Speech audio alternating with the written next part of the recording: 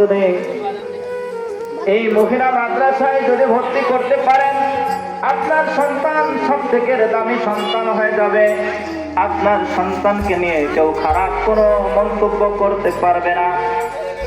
আপনার সন্তান আরেকজনের হাত ধরে পালাবে না। আল্লাহ তাআলা এজন্য বলেন, যে ব্যক্তি জাহেরাতের যুগের মতন চলাফেরা করবে তার সন্তানই সব থেকে খারাপ সন্তান হিসাবে গণ্য হবে। আর আমাদের যুবক ভাইদেরকে বলি, সব থেকে বড় ফিতনা হলো মহিলা। আল্লাহ রাসূল সাল্লাল্লাহু আলাইহি ওয়াসাল্লাম বলেন, যদি কোনো ব্যক্তি একাকী কোনো মহিলার সাথে গোপনে যদি দেখা করতে চায়, যদি কোনো কথা বলে, আল্লাহ রাসূল সাল্লাল্লাহু আলাইহি ওয়াসাল্লাম বলেন, ওই দুই ব্যক্তির মাঝে আরেকটা ব্যক্তি প্রবেশ করে, সে হলো শয়তান। আর সেই শয়তানে প্রথম ওই মহিলাকে অসুয়াশা দিয়ে পুরুষের প্রতি আকৃষ্ট জাগায়, আর ওই পুরুষ ওই মহিলার প্রতি আকৃষ্ট পড়ে যায়, তার প্রতি লোভ লালসায় পড়ে যায়। যেরকম ভাবে উদাহরণস্বরূপ, যদি আপনি ঘরের মধ্যে দুধের পাতিল যদি খুলে রাখেন আর বিড়ালকে পাশে বসা রাখে বলেন যে, বিড়াল, আমার এই দুধের পাতিলের মধ্যে তুমি মুখ লাগাইবা না। বলেন তো দেখি ভাই, ওই বিড়াল কি চুপ করে বসে থাকবে নাকি ওই দুধের পাতিলের মধ্যে মুখ লাগাবে? অবশ্যই ওই দুধের পাতিলের মধ্যে ওই বিড়াল মুখ দিয়ে কি করবেন? দুধ খেয়ে ফেলবে। ঠিক হুবহু আপনার মেয়েকে, আপনার বোনকে, আপনার স্ত্রীকে ঘর থেকে যদি বেপরোয়া অবস্থায় যদি বের করে দেন, বের করার পর আপনি যদি ঘরে বসে বলেন, আমার স্ত্রী নিরাপত্তা থাকবে, আমার মেয়ে নিরাপত্তা থাকবে, আমার বোন নিরাপত্তায় আবার ঘরে ফিরে আসবে, এটা কি ভাই সম্ভব? যেরকম ভাবে দুধের পাতিল খোলা রাখার পর বিড়ালের প্রতি এরকম আশা করা যায় না, ঠিক হুবহু আপনার সন্তানগুলোকে যদি ঘর থেকে ঠিক এইভাবে বের করে দেন রে মুসলমান, আপনার মেয়ের প্রতি, আপনার বোনের প্রতি, আপনার স্ত্রীর প্রতি কোনো নিরাপত্তা থাকবে না। ভাই, কিছুদিন আগের একটা ঘটনা, এই গাজীপুর, আমাদেরই সন্তান, আমাদেরই এক বোন, দেখেন কিভাবে বেদিনরা, এই মুনাফিকরা আমার বোনের প্রতি কিভাবে নির্যাতন করেছে। আজ নিজের সন্তানের প্রতি, নিজের ভাইয়ের প্রতি কোনো আস্থা থাকে না, তাহলে পরে আপনার মেয়েকে, আপনার বোনকে বেপরোয়া অবস্থায় ঘর থেকে বের করে দেন কিভাবে ভাই? আজ থেকে আপনাদের সন্তানকে, আপনার মেয়ে সন্তানকে এই হযরত রুকায়া রাদিয়াল্লাহু তাআলা আনহার মাদ্রাসায় ভর্তি করে দেন, আর আপনার সন্তানকে সুসন্তান হিসাবে গড়ে তুলুন রে ভাই। আপনার সন্তানকে যদি মানুষের মতন মানুষ বানাইতে চান, আর যদি জান্নাতের মালিক যদি আপনি হইতে চান, জাহান্নাম থেকে যদি বাঁচতে চান, তাহলে পরে আপনার মেয়েকে এই মাদ্রাসায় ভর্তি করে দেন।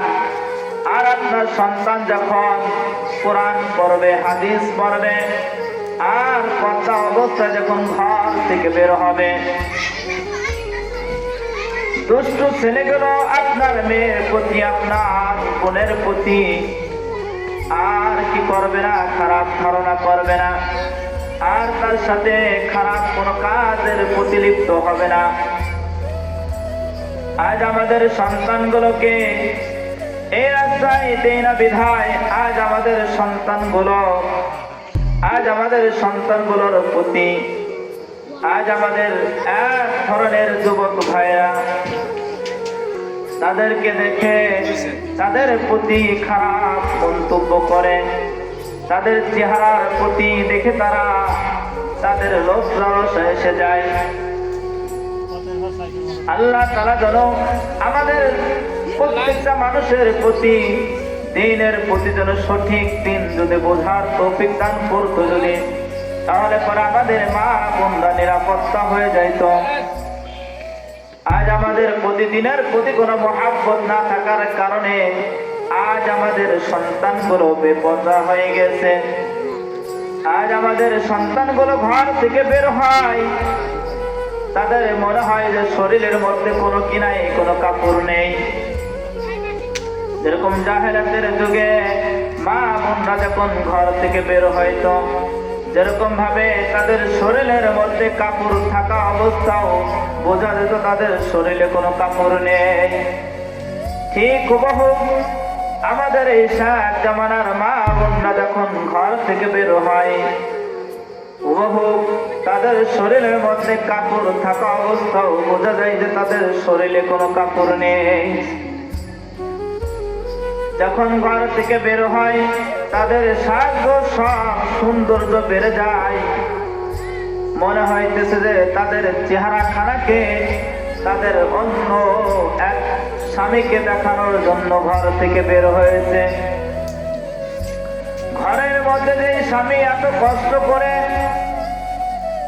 শরীরের থেকে পানিকে ঝরায়, রক্তকে পানি বানায়া উপার্জন করিয়া সারাদিন মানুষের হাতে লাঠি চোর খেয়ে এই স্ত্রীর জন্য শান্তির জন্য উপার্জন করে আনে, আর এই আমাদের মা বোনরা ঘর থেকে বের হয় অন্য এক পুরুষকে দেখানোর জন্য।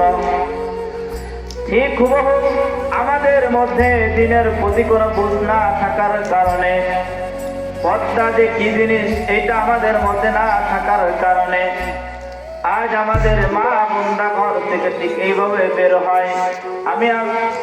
আমি আমাদের মা বোনদেরকে বলে যাই, ভাই আপনারা যা করেছেন আপনাদের সন্তানগুলোকে তা করতে দিয়েন না। আজ আমাদের এই অঞ্চলে কোনো মাদ্রাসা নেই, একটা মহিলা মাদ্রাসা করা হয়েছে আপনার সন্তানকে নিরাপত্তা রাখার জন্য। রে ভাই, আপনার এই সন্তানকে হযরত রুকায়া রাদিয়াল্লাহু তাআলা আনহার মাদ্রাসায় ভর্তি করে দেন। ভাই,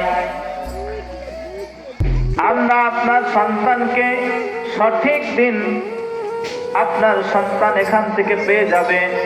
আপনার সন্তান ঘর থেকে কিভাবে বের হইতে হবে, কিভাবে ঘরের মধ্যে থাকতে হবে, আবার ঘরের মধ্যে থেকে কিভাবে বাহিরে বের হইতে হবে, সব এই মাদ্রাসায় শেখানো হয়। রে ভাই, একবার আপনার সন্তানকে দিয়ে দেখেন না কেন ভাই, আপনার সন্তান সব থেকে জান্নাতের মধ্যে